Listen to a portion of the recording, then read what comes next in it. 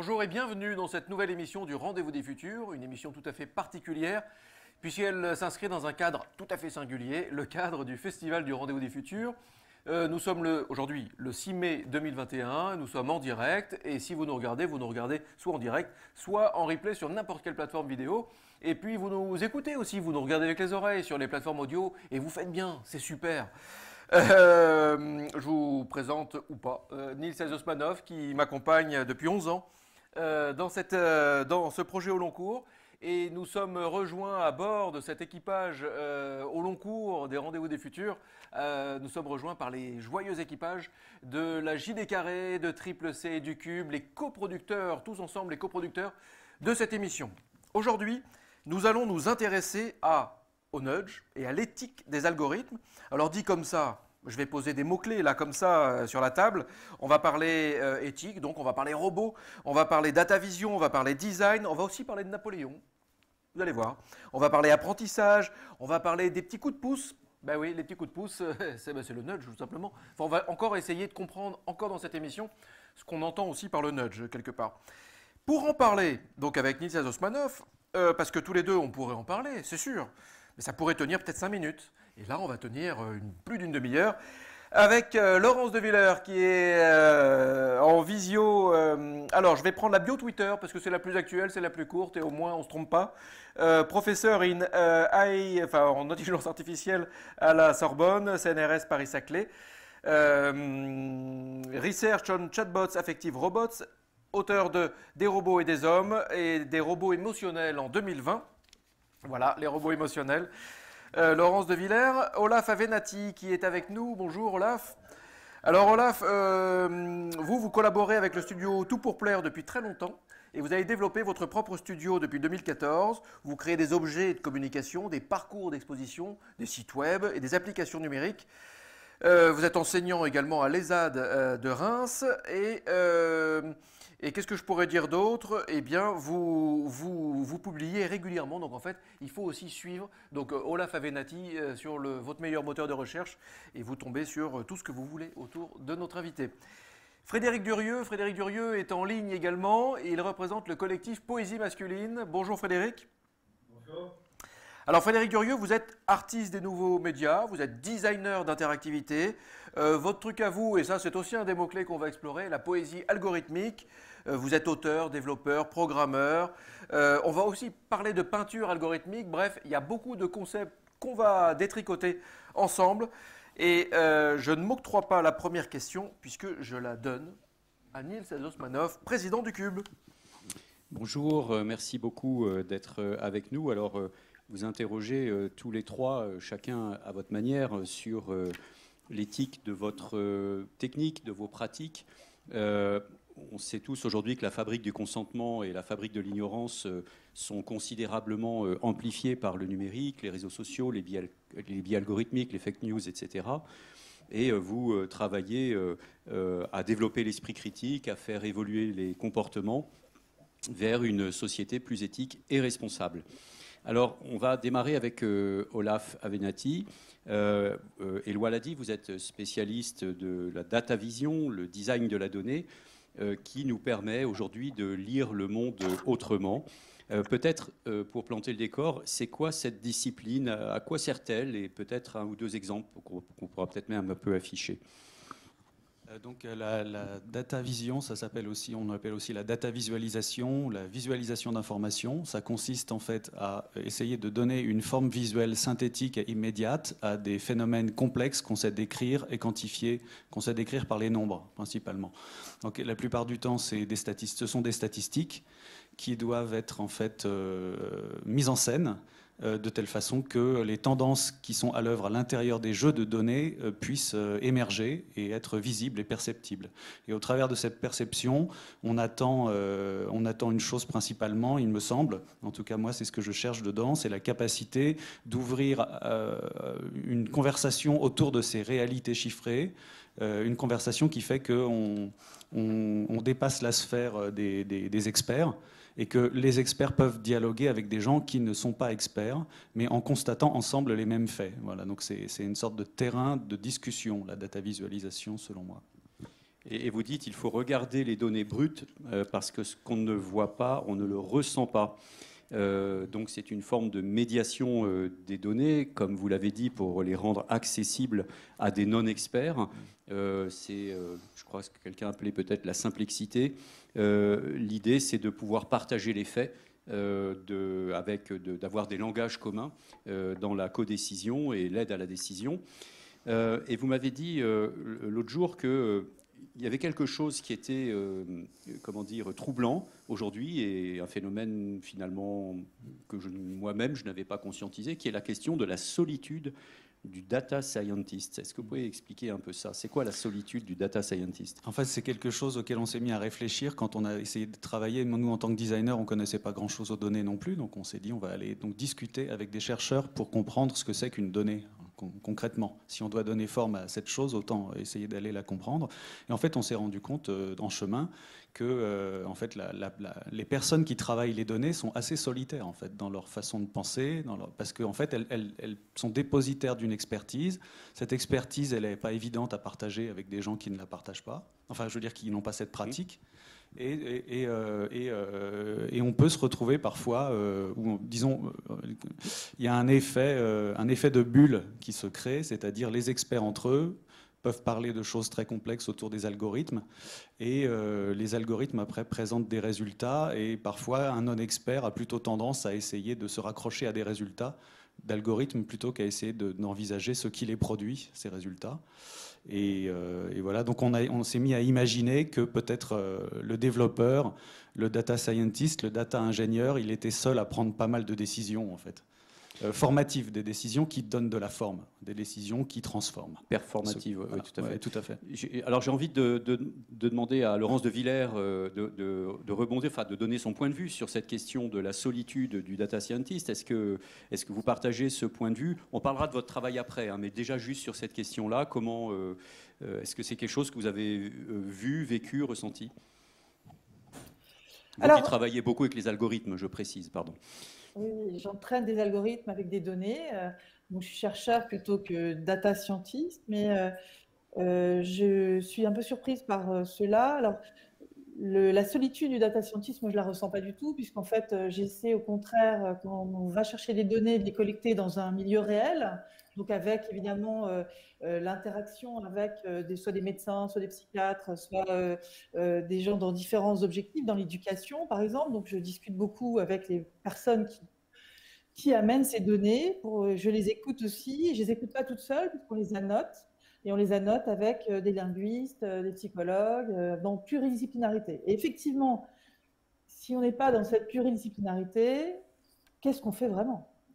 La notation de ces données, qui sont des données sensibles d'interaction des machines ou des données caractérisant des domaines qui viennent des traces des humains, nécessite d'être prise en compte en pluridisciplinarité. Alors, ce que je lis à travers le mot solitude du data scientist, c'est qu'effectivement, c'est peut-être le cas chez les industriels, de manquer d'enrichir en fait les équipes, mais c'est pas ce que j'avais entendu aussi. Alors peut-être que c'est aussi un mouvement dynamique que je perçois maintenant, qui n'était pas avant tellement aussi marqué, mais j'ai l'impression que les industriels ont aussi compris qu'il fallait trouver des partages sur les données plus importants actuelle. D'autre part, les industriels comprennent aussi qu'ils n'ont pas assez de données par rapport aux géants du net, par exemple, et qu'il faut mutualiser. Cette mutualisation aussi, c'est une réflexion autour de ces données. Et le JDPR, c'est-à-dire l'idée d'avoir des droits autour de la privacy des données, nous amène aussi à des réflexions à la fois sur la régulation législative, mais aussi sur l'éthique des pratiques. Et on voit foisonner partout des guides sur la façon de bien travailler les données. Et je pense que ça, c'est des courants qu'il faut amplifier. Je ne dis pas que tout est bien fait, hein. Donc je suis d'accord qu'il faut alerter, mais il ne faut pas non plus dire que ce n'est pas un mouvement. Voilà. Alors, vous travaillez au CNRS sur, Éloi l'a dit, sur l'IA, et vous travaillez sur l'éthique des algorithmes, les algorithmes qui servent à animer les agents conversationnels, les chatbots, les robots émotionnels ou encore les poupées humanoïdes. Vous regardez tout particulièrement ces aspects-là, parce que ces technologies entrent de plus en plus dans nos vies et détectent de mieux en mieux nos émotions. Est-ce que vous pouvez en dire quelques mots? Et je remonte votre livre, donc les robots émotionnels, ces machines qui pensent et qui rentrent dans nos vies. Non, non, non, elles ne pensent pas du tout. Ce sont des machines qui vont utiliser les modules d'intelligence artificielle, c'est-à-dire d'apprentissage machine, c'est-à-dire qu'on leur fournit des données et on leur fournit le résultat. Et ils trouvent la fonction qui permet de passer du signal brut à la donnée sémantique, hein, qui peuvent être des émotions. Alors vous imaginez bien la pauvreté, si vous voulez, des connaissances qu'on donne à la machine. Ce sont des mécanismes avant tout qui performent très bien, qui donnent des résultats intéressants, mais qui sont difficilement explicables. On ne sait pas quelles sont les causes pour arriver à un certain résultat. Et c'est ça la vraie tension. C'est-à-dire qu'il faut bien comprendre que l'éthique a tout à jouer. Il faut arriver à trouver les frontières de ces systèmes. Ce sont des enjeux de recherche. Il faut arriver à bien calibrer les bases de données qu'on utilise parce qu'elles peuvent être discriminantes, hein, évidemment c'est pas peu souhaitable. Il faut bien comprendre l'usage qu'on va faire des résultats, donc il faut être en conscience d'eux. Et à travers les agents conversationnels, j'ai beaucoup travaillé sur les données réelles dans des contextes real life, comme par exemple assister des personnes âgées dans des EHPAD. J'ai fait des tests à Broca avec des gérontologues sur le grand âge, l'Alzheimer et des interactions avec ces machines. Et je me suis rendu compte de la forte possibilité de manipulation de ces systèmes, pas par des manipulations directes la plupart du temps, mais par des incitations à faire, ce qu'on appelle les coups de pouce, le nudge. Et donc ce nudge à travers les objets qui nous parlent est important à comprendre. Et en cela, voilà, j'essaie d'alerter à la fois sur la richesse aussi qu'on peut exploiter à partir de ces systèmes, et en même temps la nécessité de mettre des frontières, de réguler, de vérifier, et d'avoir cette appétence pour parler d'éthique. Alors je sais que ce mot maintenant personne ne l'aime, mais en tout cas parler des conséquences positives ou à risque des différents outils qu'on utilise en termes de discrimination, manipulation, comment dire, d'isolement, hein, puisqu'on a parlé de solitude tout à l'heure, ne pas s'isoler qu'avec des machines. Notre intelligence, elle est collective entre humains et pas du tout avec des machines. Leur donner une place, hein, et remettre l'humain au centre, c'est-à-dire l'humain en responsabilité, en mérite et en créativité. J'aime beaucoup parler de créativité avec les machines aussi, et on en parlera sur. Magnifique. Alors je disais machine qui pense parce que je faisais référence à un programme qui s'appelait le Thinking Machine du MIT, le Media Lab, qui dans les années 90 avait essayé d'amener cette promesse de la machine qui pense. Non, mais ça, c'est un truc qu'il faut arrêter de dire parce que les métaphores des chercheurs embrouillent finalement ce discours. Excusez-moi. En même temps, vous parlez des robots émotionnels. Entre guillemets, je dis. Entre guillemets. Bon, c'est inutile peut-être de dire ça, mais ce sujet affectif est traité dans les machines, soi-disant par biomimétisme, c'est-à-dire qu'on utilise des réseaux de neurones. Le neurone formel vient d'une modélisation qui date de 1943. La façon d'entraîner les systèmes, ça vient de 1987. C'est pas nouveau. Ce qu'on a vraiment véritablement avancé et quelle est cette progression fulgurante qu'on a à l'heure actuelle, c'est l'utilisation de ces machines distribuées, donc qui apprennent du signal brut pour arriver à la décision, avec des capacités de calcul monumentales. Et à partir de là, avec des grandes bases de données, on est capable de faire des choses qui imitent très bien et de temps en temps mieux qu'en utilisant des connaissances. Mais ça ne veut pas dire que ça représente la même chose. C'est une imitation totale et qu'il faut contrôler parce que si on standardise trop, on va perdre en qualité d'intelligence globale dans la société. La standardisation de ces systèmes est dangereuse.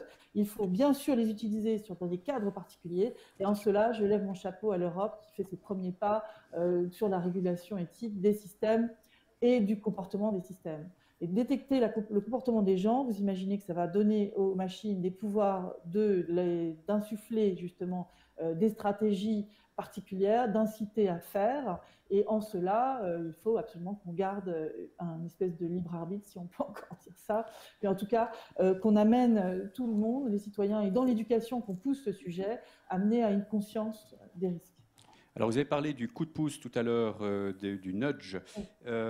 Et donc, je voudrais qu'on un échange avec Frédéric Durieux, donc, qui est à la fois polytechnicien et artiste du numérique, et qui, depuis une trentaine d'années, travaille dans les arts numériques. Vous avez exposé au Centre Georges Pompidou, au Design Museum de Londres, au Musée d'Art Moderne de Paris, au Palais de Tokyo, etc.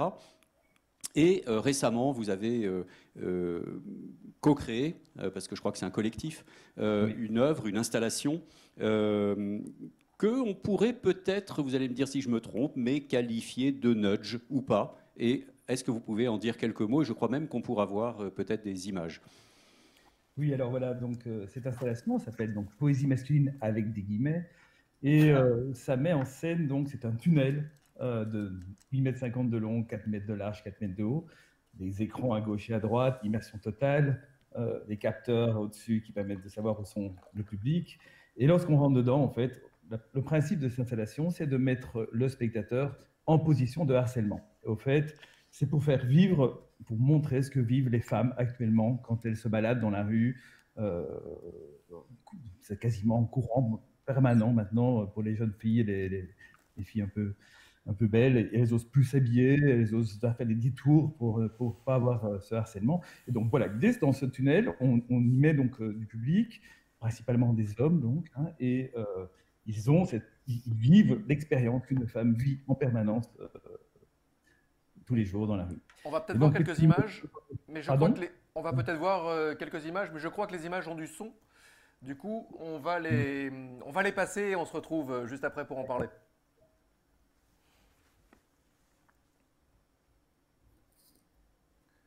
Pas beaucoup de son, cela dit. Je rêve quoi. En fait, elle est en train de me mater comme je la mate, quoi. Ah, mais il y a bon, là, il y a bon. Eh, mais là, je peux pas lâcher l'affaire. Ah, il y a quelque chose, là. Ah, il faut que je l'attrape, c'est clair. Ah, là, les yeux qui crient braguette, là.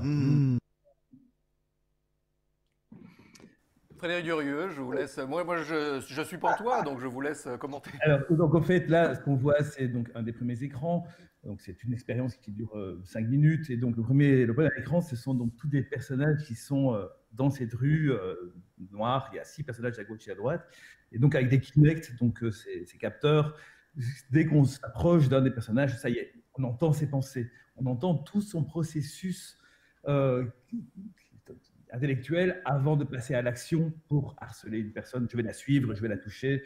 Et donc, petit à petit, on se balade comme ça et c'est crescendo, en fait, c'est de plus en plus fort. Puis on passe dans d'autres écrans et on rentre dans une sorte de cauchemar. Et ça se termine par un sorte de bouquet final où il y a des visages de femmes très stylisés avec notre art, un peu comme celui qu'on voit derrière moi et en flash. Et une femme qui crie « mais je suis ta mère, je suis ta sœur, je suis ta fille, je pourrais être n'importe qui des gens que tu connais dans ton entourage, donc ne fais pas ça ». Et donc voilà, on y met, pour l'instant c'est en phase prototype, là on a quasiment terminé, il nous manque quelques fonds pour finaliser le projet, mais on y met beaucoup de personnes dedans, des hommes et des femmes, et les résultats sont vraiment impressionnants parce que bon, les femmes, au départ c'était principalement pour les hommes, on avait pensé le projet, mais on s'est rendu compte que les femmes, c'était très intéressant pour elles aussi parce qu'il y a une prise de conscience incroyable. Beaucoup de femmes pensent que c'est de leur faute en fait, qu'elles se font harceler. C'est parce qu'elles sont habillées comme ça. Et au fait, on a souvent des témoignages, quand elles sortent de la station, elles se mettent à pleurer, elles se disent « mais en fait, toute ma jeunesse, je me suis mal habillée, j'ai fait des détours, et au fait, c'est pas de ma faute, je viens de comprendre que c'était pas de ma faute. » Et les garçons qui les accompagnent, ils disent « mais c'est vraiment ça que tu vis, mais j'en reviens pas ». Ils me disent après « mais en fait, c'est bien pire comme ça ce qu'on vit au fait ». Et donc, cette prise de conscience, c'est formidable. Voilà. Et en fait, donc je ne sais pas si on peut néanmoins dire que c'est du nudge ou pas. Vous n'avez pas répondu à la question, mais on comprend que, en tout cas, ça peut influer sur les comportements de manière positive. C'est notre but, hein, c'est vraiment d'influencer le comportement, d'en sortir peut-être en tout cas avec une prise de conscience. Et on a aussi l'idée de donner un sorte de manuel à notre article qui dit voilà, qu'est-ce que vous pouvez faire en tant que témoin quand on voit du harcèlement.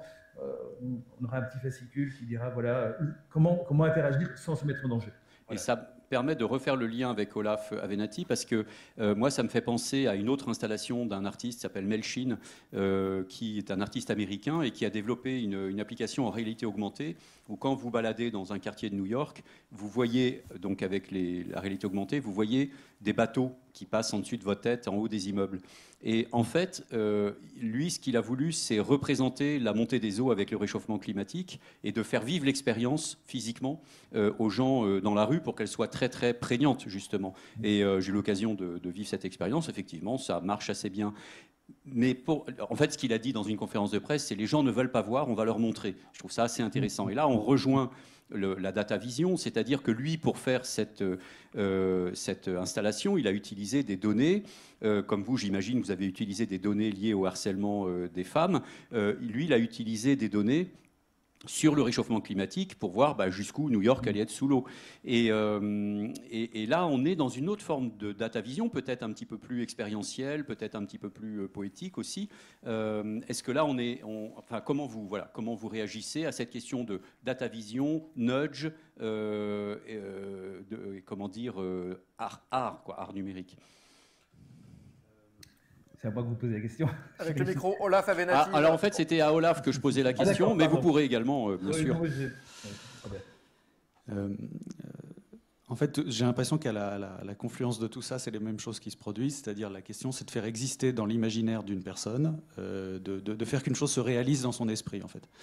Et on peut le faire de plein de moyens. Donc, c'est vrai qu'avoir la sensation d'être au fond de l'eau, soudain, et de mesurer la distance qui nous sépare de l'eau, qui nous a pas encore envahi, mais qui s'apprête à le faire, ça nous permet de mesurer, en fait, de donner des ordres de grandeur. Je pense aussi il y a quelqu'un d'autre qui parle beaucoup d'ordre de grandeur en ce moment, c'est Jean Covici, qui a tout un propos sur les ordres de grandeur, les percevoir. Sinon, on a une vision littéraire des événements.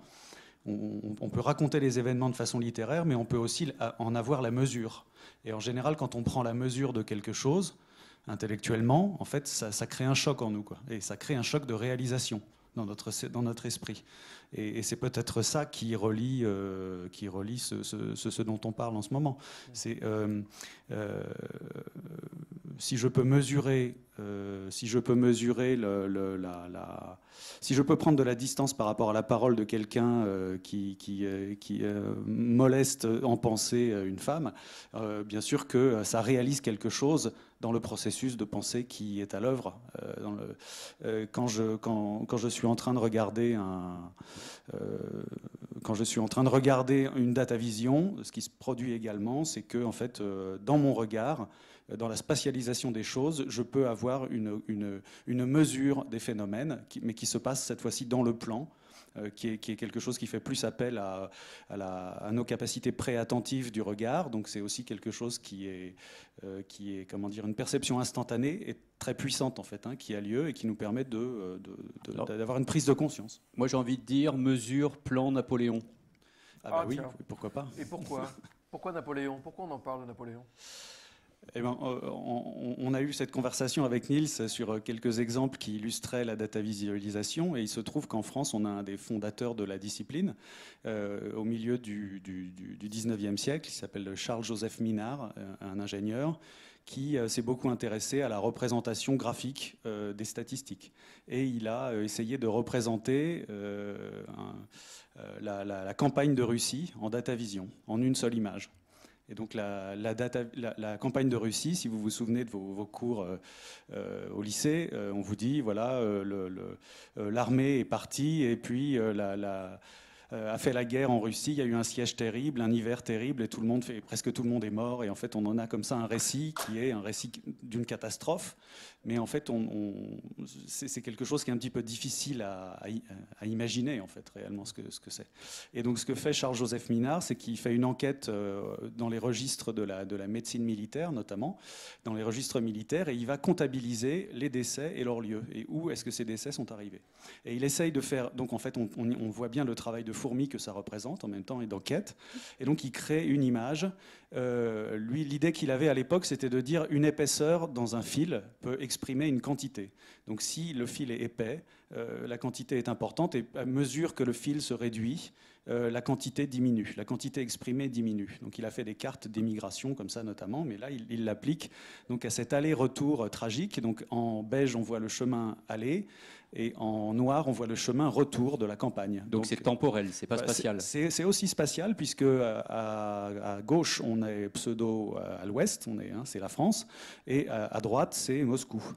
Et on voit bien le corps expéditionnaire de l'armée qui est très épais au départ, en beige, et qui s'amenuise progressivement et qui a ce siège à Moscou. Et dans le chemin de retour, là, c'est vraiment tragique. Et cette mesure-là de la quantité, en fait, voilà, c'est juste ça donne la mesure des choses. Donc et ce qui est intéressant, c'est que ça se passe en un instant. C'est dans l'instant de la perception. Il faut apprendre à décoder l'image, il faut comprendre comment elle est faite, et tout le problème du design dans ce domaine, c'est d'essayer de faire des systèmes de représentation qui soient pas trop compliqués, quoi, qui soient suffisamment... Comment dire, c'est un équilibre précaire, puisque si on est trop simplificateur, on dégrade les données, et si on est trop complexe, on n'arrive pas à rendre assez évident les tendances qu'on essaye d'exprimer. Voilà. Donc c'est un équilibre précaire qu'il faut tenir quand on fait ce qu'Otto Neurath appellera après de la transformation. C'est-à-dire le travail de Charles-Joseph Minard, c'est d'être un transformateur de l'information statistique pour lui donner une forme. Il la transforme littéralement, il en déplace la forme. Et une fois que la forme est devenue visuelle, là, ça ouvre d'autres possibilités, notamment la possibilité de la perception immédiate. On le voit effectivement, une data vise, c'est vraiment un terrain de discussion, comme on le disait tout à l'heure. Un vrai terrain de discussion, on peut rester comme ça pendant très longtemps sur une data vise pour en parler et pour confronter un peu toutes nos perceptions. C'est le moment d'une résonance. Une résonance, c'est un court extrait d'une précédente émission, ce qui nous permet de voyager un petit peu dans le temps, nous aussi, dans nos 11 années de Rendez-vous des Futurs, puisque nous sommes dans une ambiance festival. Serge Tisseron était venu nous voir il y a quelques années, c'était un autre temps pour l'émission, vous allez voir graphiquement, vous allez le voir. On se retrouve juste après et on continue de discuter ensemble.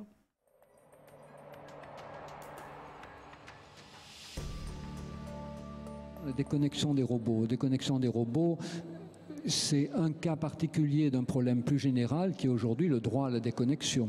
C'est parce que nous apprenons aujourd'hui à nous déconnecter d'un certain nombre d'outils numériques que nous arriverons demain à nous déconnecter de nos robots. Et ça sera beaucoup plus difficile d'ailleurs, puisque comme le disent certains chercheurs, il arrivera très vite un moment où le robot saura nous convaincre avec des paroles adaptées, avec des intonations convaincantes, avec d'excellents arguments, que nous aurions bien tort de le déconnecter. Donc si nous ne nous sommes pas habitués à débrancher nos outils numériques actuels, nous n'aurons aucune chance de pouvoir lutter contre le pouvoir de persuasion des robots et les débrancher. Donc on voit bien à ce moment-là qu'il n'y a pas à attendre la révolution robotique pour savoir comment nous comporter, mais que tous les pas que nous faisons aujourd'hui pour gérer la révolution numérique, on peut l'appeler autrement les bouleversements numériques, nous rapprochent du moment où nous saurons bien gérer les bouleversements de la révolution robotique. Donc notre apprentissage avec les robots commence dès aujourd'hui, même si nous ne sommes pas encore confrontés aux robots.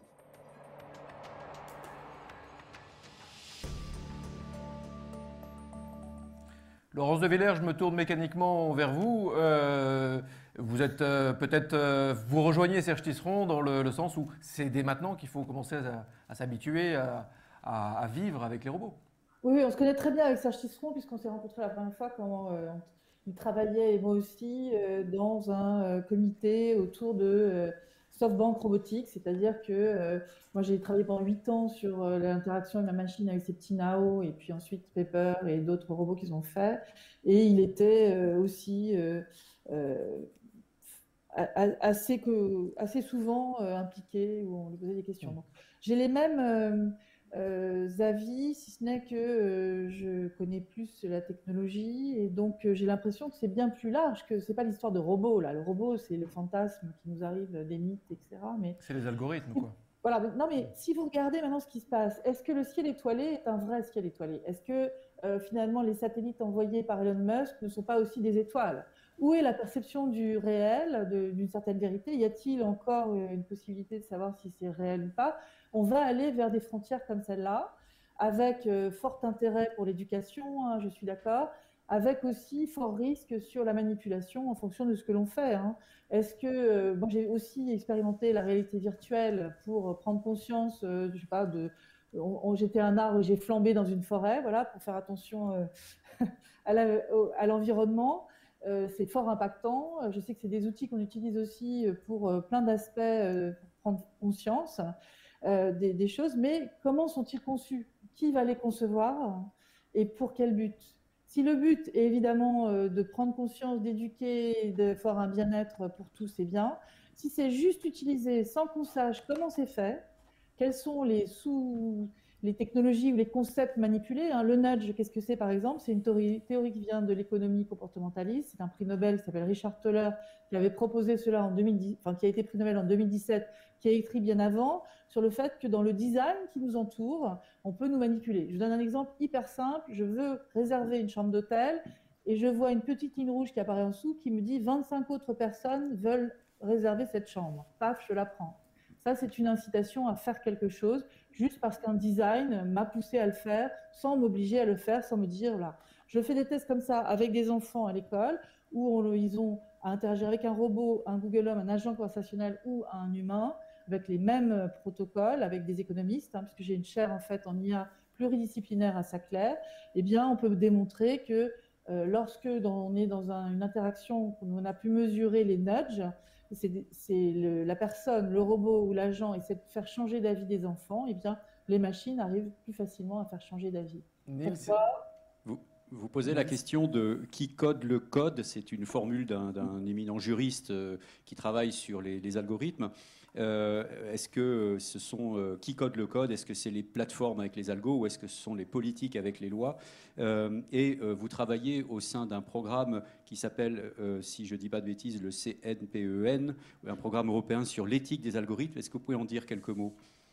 Est-ce que ces questions-là sont débattues justement au sein de ce programme? Alors, tout à fait. Le Comité national pilote d'éthique du numérique est accolé au CCNE, donc avec le professeur Delfrécy, que le CCNE vous connaissez bien tous, je pense, en ces temps de pandémie, qui est le Comité national bioéthique. On travaille sur les spécificités en fait de l'éthique du numérique. Et on a différents sujets qui ont été missionnés par le Premier ministre sur la voiture autonome, les chatbots. Et je suis en charge de ce groupe avec un philosophe et l'aide à la décision médicale pour essayer de bien faire comprendre quelles seraient les préconisations pour les mises en œuvre et les points de vigilance. Je pense que l'éthique, c'est un sujet de tension et de discussion. J'ai beaucoup aimé la figure de « je visualise et je peux discuter autour ». D'accord ? C'est où je peux prendre conscience dans un tunnel qu'effectivement, il y a ce ressenti. C'est extrêmement intéressant de faire ce genre d'expérience pour effectivement amener à raisonner différemment. Et je pense qu'à l'école, travailler en mathématiques là-dessus, c'est fulgurant. Il faut absolument remettre les mathématiques au centre, je pense, de l'apprentissage pour les enfants des prochaines générations, parce que ces systèmes vont être de plus en plus complexes et nécessitent aussi de comprendre l'abstraction et tout ce champ. Non pas en devenant un mathématicien célèbre, mais en ayant compris des concepts derrière. Et cette visualisation des données est extrêmement intéressante dans ce sens-là. Donc le CNPEN joue sur tous ces aspects et on espère qu'il sera poursuivi et qu'il aura toujours cet aspect de vigilance. On a un manifeste qui va être produit là sur qu'est-ce que l'éthique du numérique. On écrit un livre à 20 sur ces sujets, 20-27, et on est pluridisciplinaire, juriste, informaticien, linguiste, anthropologue, etc., avec des personnes aussi de la société civile ou de la société proche des politiques. Et on a aussi, je pense, des missions de médiation. Moi, je serai bientôt président de la fondation Blaise Pascal sur la médiation à l'école et la médiation sur les mathématiques et l'informatique. Et je pense qu'il faut absolument monter en compétences. Ouais. Donc, cherchons des outils comme ceux que vous avez démontrés là. Laurence de Villers, merci. Alors, j'ai montré le temps qui passait à Neil, j'ai vu ses yeux sauter au plafond. Je suis vraiment désolé, on est vraiment contraint. Niels, il va falloir un peu ramasser maintenant ce qu'il a pu se dire. Peut-être une dernière question qui peut un peu être transversale aux trois. Chacun peut rebondir à sa manière. Et Laurence de Villers, vous avez là évoqué la question de la représentation de ces données complexes. On rentre dans le monde VUCA, vous savez, volatile, incertain, complexe et ambigu, où finalement on est dans l'ère de la complexité aujourd'hui, où on comprend que tout est intriqué, qu'il y a des interdépendances et que, bref, qu'on a beau avoir la donnée, mais la donnée elle est exponentielle, et comment on arrive à représenter cette complexité. Et la question que j'ai envie de vous poser, c'est est-ce qu'il n'y a pas aussi à inventer des nouvelles formes de langage, des nouvelles formes de représentation qui permettront peut-être d'arriver à des nouveaux récits aussi. Mais d'abord, pour que ces nouveaux récits émergent, peut-être faut-il trouver aussi des nouvelles formes du récit. Qu'est-ce que ça vous évoque? Voilà, chacun à votre manière. Alors peut-être on commence par qui? Bah allez, Olaf. On commence par Olaf. Alors on commence par Frédéric Durieux. Tiens. Frédéric Durieux. Excusez-moi, vous voulez répéter la question? J'étais ailleurs. Alors, je repose la question qui est dans ces nouvelles formes de représentation de la complexité, la question justement des nouvelles formes de création, des nouvelles formes de représentation de la complexité, nous amène peut-être à nous poser la question de nouveaux langages, une fois de plus, de nouvelles formes. Vous, en tant qu'artiste, quand vous faites, par exemple, quand vous avez créé cette installation, j'imagine que la manière de la raconter, la manière de représenter la question que vous posez sur le harcèlement est une question qui était au cœur de votre recherche. Est-ce que vous pensez que de nouvelles formes de langage vont apparaître avec le numérique pour répondre à cette question de la complexité? En tout cas, je l'espère, parce que comme le numérique est de plus en plus présent dans notre vie, si le numérique pouvait aider à changer certains mauvais comportements que notre civilisation a, ce serait formidable. Mais personnellement, je pense que le numérique, l'intelligence artificielle, malheureusement, à terme, va prendre le dessus. Et je ne suis pas certain qu'on aille dans une direction très favorable pour l'humanité. C'est ma conviction. Mais oui, en tout cas, maintenant, moi, c'est ce qu'on essaye de faire là avec notre installation. On essaye de changer les comportements et je pense qu'il y a moyen de faire des expériences qui fonctionnent dans cette direction-là. Voilà. Merci Frédéric Durieux. Olaf Avenatti. J'ai plus de chance que vous parce que j'ai eu 2 minutes pour réfléchir à la question. Et en fait, voilà il me semble en fait que l'informatique a trouvé ses formes dans les années 70-80 avec l'informatique, avec la forme de l'ordinateur personnel.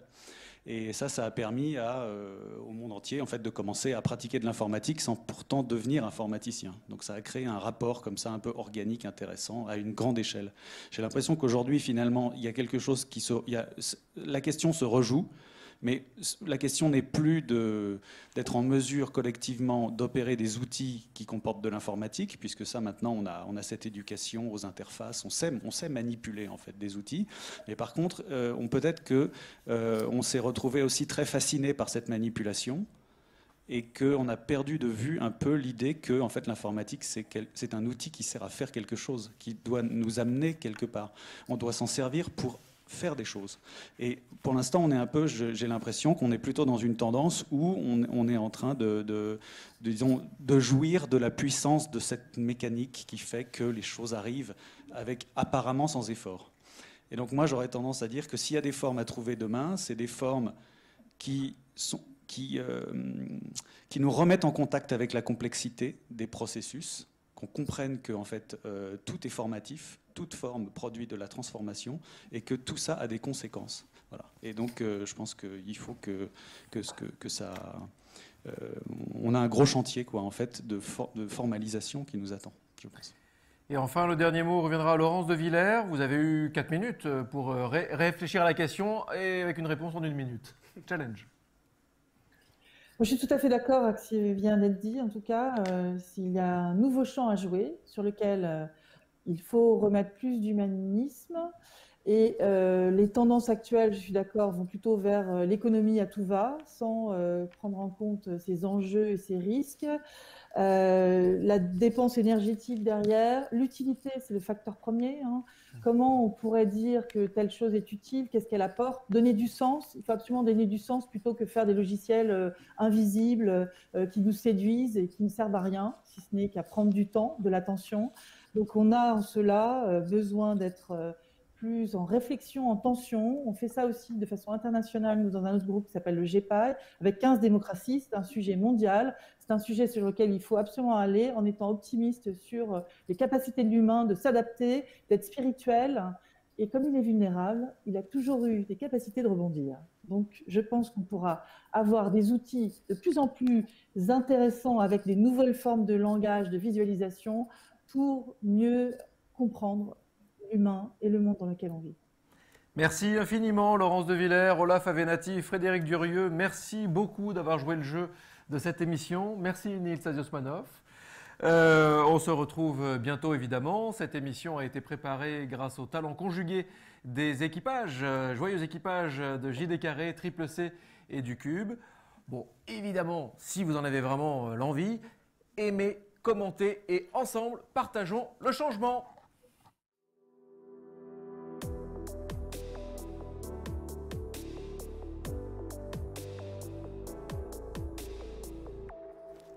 Eh bien, nous sommes toujours dans cette deuxième journée du festival. Les émissions se succèdent. On va faire une petite pause. On va vous souhaiter bon appétit. Et puis, on se retrouve à 14h pile pour un intitulé formidable, L'après-sapiens. Pour l'interrogation, l'après-sapiens. Le cyborg est-il l'avenir de l'humanité? Et nous en discuterons avec Sébastien Boller, Benjamin Pichery, Jean-Michel Beignet. Il y aura des résonances avec Albert Moukébé, avec Pascal Derme. Et puis, toute l'après-midi, nous allons... Enfin bref, vous restez avec nous jusqu'à 18h30. À tout à l'heure.